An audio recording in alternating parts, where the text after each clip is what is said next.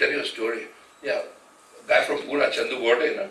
Chandu was traveling by coach from one place to another, and we were having beer on the coach. And those coaches, the glasses are very big, you know. So air-conditioned coaches, all sealed, you know. I just joke with Chandu after drinking one bottle. Chandu, on the motorway, you don't throw a piece of paper outside also. You know, you can't because the windows are all sealed. And if you throw a piece of paper also, you'll find about 100 pounds. That's why the England is so clean and all that. And I'm glad the Bombay-Pune roads were so, the express highway was so clean. You know? Yeah. And somebody gave Chandu a bottle, a beer bottle, picked the bar, yeah. He just threw it without realizing, smash, what an explosion it was. But these are just the things you remember. And another thing I remember, I had batted in both the innings. I got a few runs. I think Chandrasekhar was just responsible for taking all the wickets. You know, he bowled magnificently. You know, I had the highest regard for Chandra because he was a polio victim and he turned that little negativity into a tremendous asset. Now that should be a tremendous inspiration to anybody. You know, what greater inspiration that the guy's a polio victim. Instead of just saying that I'm unfortunate, you know, God has been, you know, unkind to me or something, he turned that into a terrific advantage. He was bowling leg breaks and googlies which nobody could understand. Even himself, he didn't know which way the ball was going half the time. You know, time and again, I said, Chandra, you tried to bowl a leg break? Yeah. It's a bloody big googly, I said. I used to watch him grip the ball.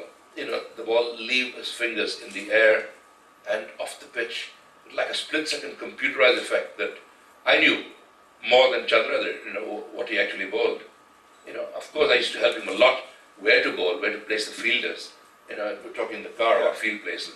You know, I did most of the captains for Wadekar or Patowdi, you know, because I was behind the stumps. And from there, you have a very clear picture of what's happening. You know, the batsman's weaknesses, you know, the bowlers, you know, advising the bowler where to pitch, advising the captain where to place the fielders. You know, so I mean, all in all, it's a team effort. And this is what TIE is all about, isn't it? Team building and networking and all that. What few days I spent in Lisbon was very enjoyable days, weren't they? And that's how it started. That's how I'm in Pune. Yeah. If you recall, I don't think you there was while West Indies was so menacing those days, in 60s there was a Central Zone versus West Indies in Indore, where West Indies were beaten by an innings defeat. They must have played the 6th 11 or something. No, they were. By whom? By Central Zone. By Central Zone? Yes. There was a part-time bowler called Chinu Goswami and a couple of guys. He was a footballer, Chinu Goswami? No, he was a footballer, but he played He also played a match. Of course, following that was the Calcutta Test match where we were beaten, India was beaten by innings. But absolute average team. Yeah. And there was Wes Hall, Charlie Griffith, Clive Lloyd. Must have been a good party the night before. Impossible. I don't think you're right there. Yes. Central Zone beating West Indies? Yes, by innings defeat. They must have got them drunk or something. But usually those guys got played better when they got drunk. No, I mean, this is, you know, these are world-class players. They were, you know. But they were weak. All right, I take your word for it. I wish I was invited to the party. Next time you have a party like that, call me. I just want to go back to something you said, Farooq, about being wicket-keeper and actually doing all the free placings. So I think this is something interesting perhaps from an organizational standpoint. You can have someone who's the leader, designated leader, and there's somebody else in the team who is in a position of vantage where he can advise and help the cause. Do you find a difference in terms of saying, you know, are there some captains who don't listen to such a guy, or is there something you need to do to ensure that you can contribute to the team? Some captains are very proud. They think they know it all, you know. And I have come across a few of them, yes, who should be nameless. But by and large, it's a team discussion, it's a group discussion. Everyone, you know, whenever I'm involved, when a youngster raised his hand and tried to speak, you know, and he wouldn't get any hearing, I used to say, hang on a second, you know, young so-and-so has got a point to make, what? And it's amazing, he could provide something that we've missed out.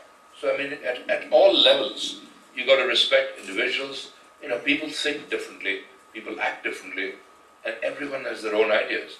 So a youngster or a complete newcomer can suggest something, that could be an absolute match winner.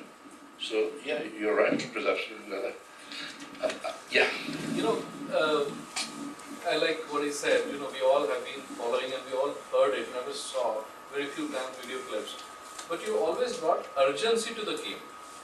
You know, there were like 1 run, 2 run, and when you came in, the scoring rate started going up. Do you miss playing one-day cricket or a T20? Most, that's a very good question. Yes, indeed.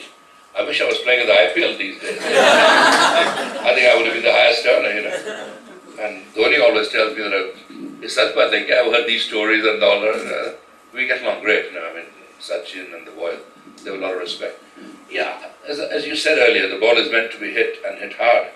You know, and I loved opening the innings because all the fielders are behind you. You know, you have big gaps there.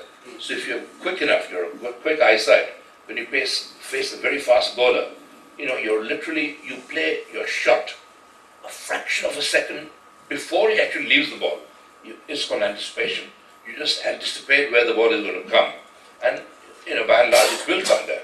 If it doesn't, you can always change your, you know, mode, technology. But if you go in that aggressive mode from the start, then the bowler fears, where can I bowl to him? If I bowl him a half volley. So the extra cover drive, Mario, straight down the leg side, bouncer, hit me. So that bowler has got that fear, you know, of bowling to you, that I don't want to get hit. You know, it's like a game of chess, you know. It's a duel between batsman and bowler. But a very good question you asked there, because it's all about anticipation, and again boils down to confidence. You have the confidence, you know, you hit it. The anticipation is very essential in entrepreneurship. Absolutely. And sometimes there is no logic to it, you have to do it. There was never logic in my batting, you know. No, when I was on 94, people are shouting sixer, sixer. And that too, I tried to hit it. Tell us about that 94. And I tried to hit a 6 in that direction as well. Yes. And I managed it quite a few times, so they loved it. You know. Exactly. But it's 94 before. Yeah, we'd like to hear about that. Yeah. Sorry, don't mind. Doesn't bother. So there was that famous 94 before lunch in a game against the West Indies. Tell us about that one. Well, I can't remember any of it. The thing is that The bowler scam. We remember Dilip Sardesai. Dilip Sardesai was my non-striker. Before we went out, there's another story about Dilip that can never be repeated. No. Tell us. You know, I love your glove, you know, that was a different thing. Not during dinner, that'll spoil the dinner. But he opened the innings with me, you know, very good batsman, very technically, very, very correct and all that. And he kept on asking me all morning, like Korea, you know, how do we face them? I said, they can only bowl one ball at a time, you know. So I mean, but there's a very funny story relating to it, which happened when Nadi Contractor got injured in the West Indies. You know, when I had to open the innings with a certain guy, but I won't tell you that's what it was written. But this 100, yeah, you just go out and take each ball as it comes. It was just, in the first over, I think it was four fours and a 6. And that gives you that confidence. You know, that to Wes Hall, he's never been hit like that in his life. And Charlie Griffith was fielding a third man. He's killing himself laughing. You know, Wes, you know, and next over when Charlie Griffith got hit for 3 6s and 3 4s in 1 over, Wes Hall was laughing at him. So it was like, you know, they were on my side here. You know. They couldn't believe it. You know, it had never happened to them. And it happened at Chipper. They won the toss. And on a green top wicket, where the ball really, really flies, you know. And we had rubber pimple batting gloves and a pink plastic box. You know, no protection at all. You know, I think if it hit you there, I think the 2 balls will be in 2 different directions. I'm giving secrets away that I've only got 2. But I mean, it's just one of those days. You know, you don't go out pre-planning anything. You just go there and take it as it comes. And before I knew anything, I was 92 with 2 overs to spare. And first ball I hit was all hook. You know, Rohan Khanna dived a deep square leg. Certain 4, and Dilip Sardesai took only 1, and then batted the last 5 balls. Last over from Charlie Griffith, an extra cover drive. Clive Lloyd, my own mate, my best friend now, dives full length and stops a certain 4. I think it would have been 100 before lunch easily, you know. and Sardesai